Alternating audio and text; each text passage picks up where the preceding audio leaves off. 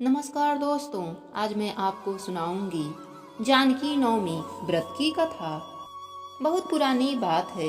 एक गांव में वेददत्त नामक एक ब्राह्मण अपनी पत्नी सुहाना के साथ रहता था। उसकी पत्नी व्यभिचारिणी थी। एक दिन ब्राह्मण भिक्षा के लिए गया हुआ था।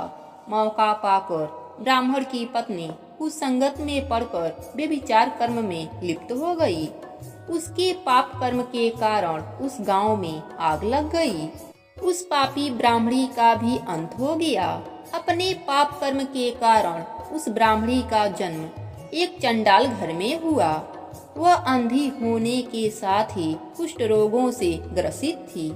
इस तरह से वह अपने पूर्व जन्मों के कर्मों का फल भुगत रही थी। एक दिन वह भूख प्यास से बेहाल भटकती भटकती वेदवती गांव में पहुंची। उस दिन जनक नवमी था। वह क्षुधा से व्याकुल लोगों से गुहार लगाने लगी कि कृपया करके मुझे कुछ अन्न दे दो। कहते कहते वह चंडालिन श्री स्वर्ण भवन के 1000 पुष्प मंडित स्तंभों के पास पहुंच गई और गुहार लगाने लगी, मुझे कुछ खाने को दे दो। एक संत ने कहा, हे देवी, आज सीता नवमी का पावन पर्व है। इस दिन अन्न देने वाला पाप का भागी होता है, इसलिए तुम कल सुबह आना। व्रत के पारणा के समय और ठाकुर जी के प्रसाद को ग्रहण करना। उसके विनती करने पर उस चंडालिन को तुलसी दल और जल दिया। वही खाकर वह मर गई। लेकिन अनजाने में उससे सीता नवमी का व्रत हो गया था। उस व्रत के प्रभाव से उसके सभी पाप नष्ट हो गए।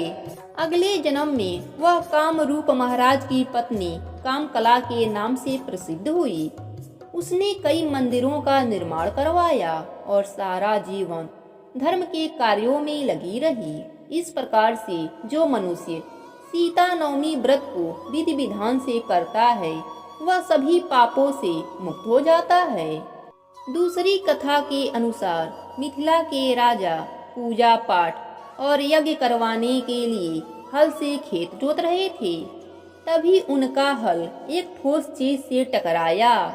उन्होंने इस ठोस चीज को निकाला और देखा कि वह एक लोटा था। उस लोटे में एक सुंदर और कोमल कन्या थी। राजा का नाम जनक था और उनकी कोई संतान नहीं थी। उस कन्या को देखकर वह बहुत खुश हुए और उसे पालने पोसने लगे।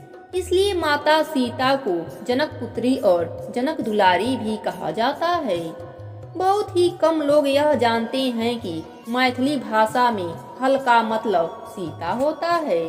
राजा जनक को यह कन्या हल चलाने के दौरान मिली थी, इसलिए इस कन्या का नाम सीता रखा गया। जिस दिन सीता माता मिली थी, वह फाल्गुन कृष्ण पक्ष नवमी का दिन था। जानकी नवमी व्रत के पूजन में चावल, जौ, तिल आदि से हवन किया जाता है। इस व्रत को करने से संतान लाभ तथा समस्त मनोकामनाएं पूरी होती है और साथ ही अमर सुहाग का आशीर्वाद मिलता है। धन्यवाद।